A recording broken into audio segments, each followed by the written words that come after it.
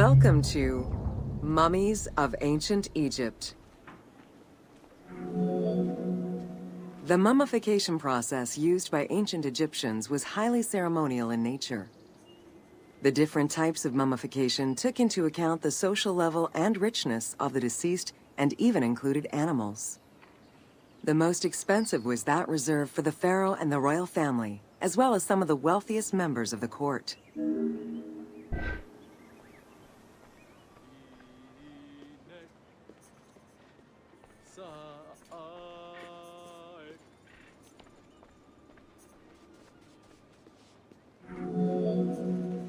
The first step was cleaning. Once bodies arrived at the mummification site, they were placed on inclined tables while the bodily fluids drained away.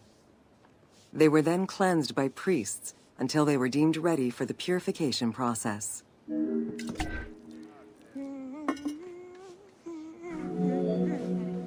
The purification of the body began with a libation from sacred water. The priest then fumigated the body with terebinth resin.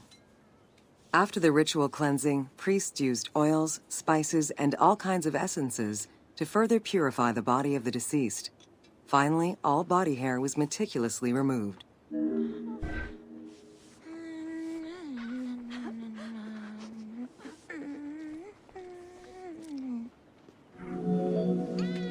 Once the body was properly purified, embalmers removed the organs, following very specific procedures.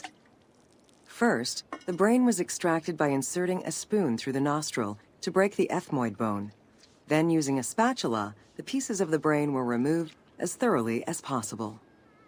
What matter remained was extracted after a process of liquefaction, achieved through the use of a caustic liquid.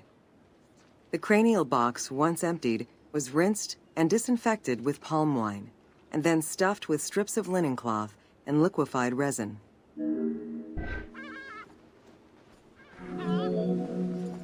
After taking care of the brain, embalmers made an incision on the left flank and carefully set aside the viscera.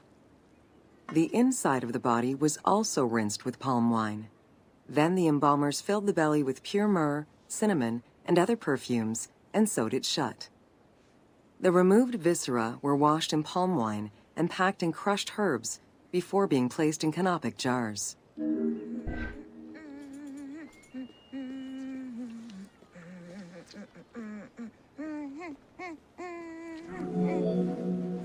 Canopic jars were placed close to the sarcophagus or kept in a chest nearby.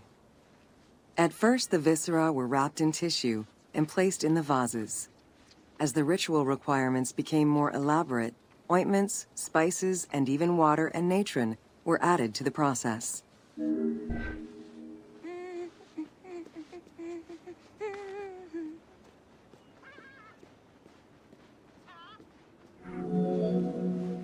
Towards the middle of the New Kingdom, canopic jars assumed the appearance of the 4 sons of Horus. They were known as the protectors of the viscera. These protectors had their own guardians, each a goddess of the dead. Imseti, the human-headed god, protected the liver and was protected by the goddess Iset. Hapi, the baboon-headed god, protected the lungs and was protected by the goddess Nephthys. Dumut-Ef, the jackal-headed god, protected the stomach and was protected by the goddess Neith. And finally, Kebesenuef, the falcon-headed god, protected the intestines and was protected by the goddess Selket.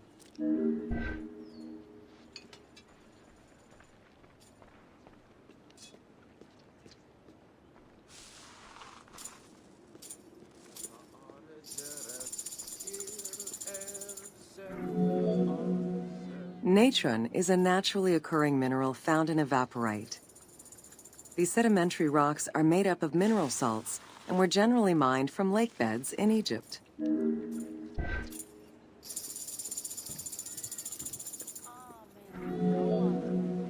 Embalmers used natron as a desiccant to dry the flesh and stop the corpse's putrefaction process.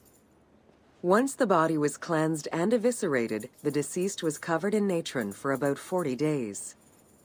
Once desiccated, the body was prepared to be wrapped in strips of linen.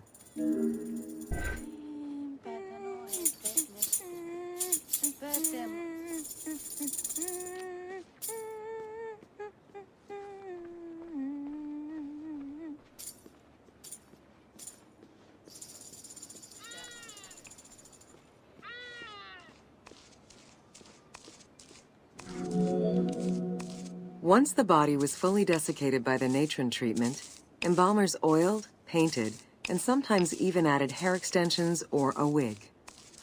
They often used a henna-based antiseptic preparation to give the body a more colorful and lively appearance while preparing it to resist molds and fungi.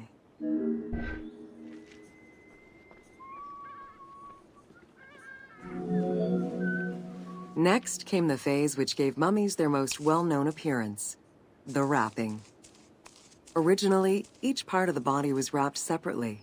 Men had their arms crossed on their chests, while women had the right arm folded over their breasts and the left arm stretched along the body.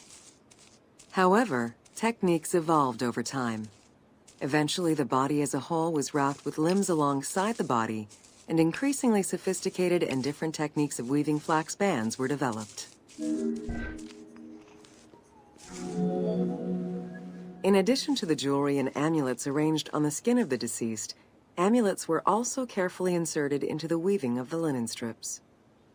Each amulet was linked to a myth or to an ideological belief related to rebirth.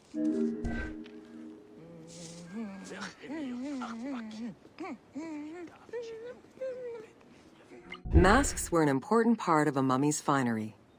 Early wooden funeral coverings were very expensive, however, and soon replaced by masks created through a technique known as cartonnage. Masks fashioned with this method were created by laying several layers of linen or papyrus pulp on a base made of mud or straw. Cartonnage was used for more than funerary masks. Ornaments and the animal coffins of the late period were also made in such a fashion. Cartonnage evolved to cover the entire body of the mummy during the 22nd dynasty.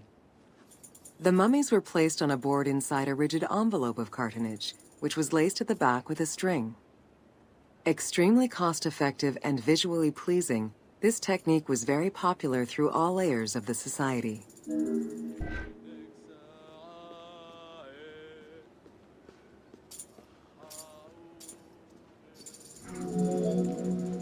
Cartonnage envelopes were usually covered with inscriptions and polychrome decorations, specifying the names and titles of the deceased, scenes depicting daily life, or decorations specific to the funerary world.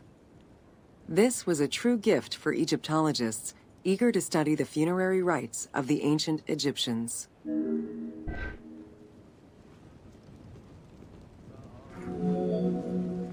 Once the mummy was properly wrapped and adorned, the embalmers proceeded with the ceremony of the opening of the mouth.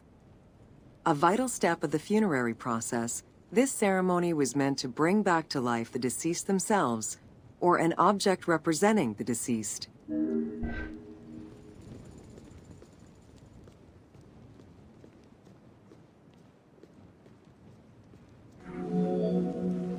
There were no less than 75 different stages for the opening of the mouth. It required the application of the same oils, ointments, spices, and perfumes used during the mummification process. Makeup was sometimes part of the process as well. The last stage of this long ritual was the act of touching the mouth with the adze to symbolically allow the breath of life to infuse an inert body. Its performance was reserved for a very specific set of people. Priests who wore the mask of the god Anubis, a close relative of the family, or by the heir to the throne.